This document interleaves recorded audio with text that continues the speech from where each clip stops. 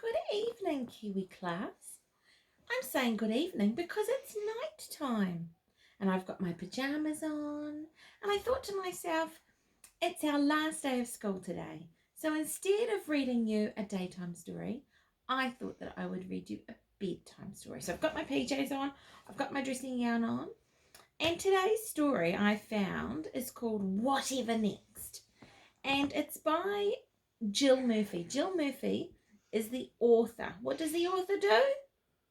That's right, writes the words. And the reason I picked this story is because, one, it's got a teddy bear on it, and I know we've all been going out on teddy bear hunts, but also I've picked it because it's all about using your imagination in this story. And since we've been doing our learning at home, you've done an amazing job of using your imagination. So I thought for our last story before our school holidays, our little bedtime story, I thought I would read you Whatever Next by Jill Murphy. Let's see. Can I go to the moon? Asked Baby Bear. And there's Baby Bear looking out the window, looking at the moon and the stars.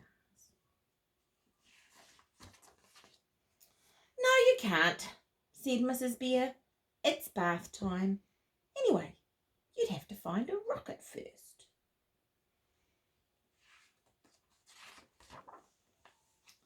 Baby Bear found a rocket in the cupboard under the stairs. Does that look like a rocket to you? Looks like a great big box. I can see a broom and a mop, all sorts of things in that cupboard. I see. Baby Bear's using his imagination. He found a space helmet on the draining board in the kitchen. Is that a space helmet? No, it's a sieve, isn't it, that you would use for washing all of your fruit and vegetables. He found a space helmet on the draining board in the kitchen and a pair of space boots on the mat by the front door. Yeah, they look like gum boots, don't they? He's using his imagination. He packed his teddy and some food for the journey and took off up the chimney. Do you remember what a chimney is? That's right, absolutely. That's where all of the smoke goes when there's a fire. It's also the place that Santa comes in at Christmas. Whoosh! Out into the night. Baby Bear flew in his rocket up the chimney. An owl flew past. What sound does an owl make? Woo-hoo! Woo-hoo! That's right. An owl flew past. That's a smart rocket, he said. Where are you off to? The moon, said Baby Bear. Would you like to come too? Yes, please, said the owl. Woo-hoo. Wonder if Emily can make a woo-hoo sound. She's filming. Go on, Ems. Woo-hoo. Oh. Good girl.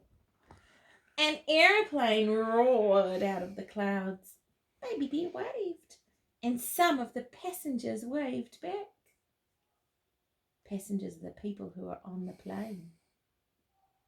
If you would go on a bus sometimes, we are the passengers on a bus when we go on the bus on a school trip. On and on they flew, up and up above the clouds, past millions of stars, till at last they landed on the moon. My goodness. An owl and a teddy bear on the moon? There's nobody here, said Baby Bear. There are no trees, said the owl. It's a bit boring, said Baby Bear. Shall we have a picnic? Ooh, what a good idea, said the owl. A picnic on the moon? That sounds like fun. We'd better go, said Baby Bear. My bath must be ready by now. Off they went, down and down. The owl got out and flew away. Goodbye, he said. It was so nice to meet you. Ooh. It rained, and the rain dripped through Baby Bear's helmet. Oh, look. Should we make it sound? Sounds a bit like the rain on the roof. Remember that time we did that and made the rain noises with our hands? Can you remember that? Or we went... Can you hear Milo meowing? Milo, we're having story time. All right. Home went Baby Bear, back down the chimney and onto the living room carpet with a bump. Can you jump up and go bump?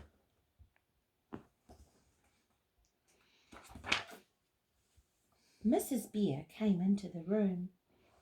Look at the state of you, she gasped, as she led him away to the bathroom. Why, you look as though you've been up the chimney. Look, he's all covered in dirt. Can you see that? Lucky he's going to have a bath. As a matter of fact, said Baby Bear, I have been up the chimney. I found a rocket and went to visit the moon. Mrs. Bear laughed.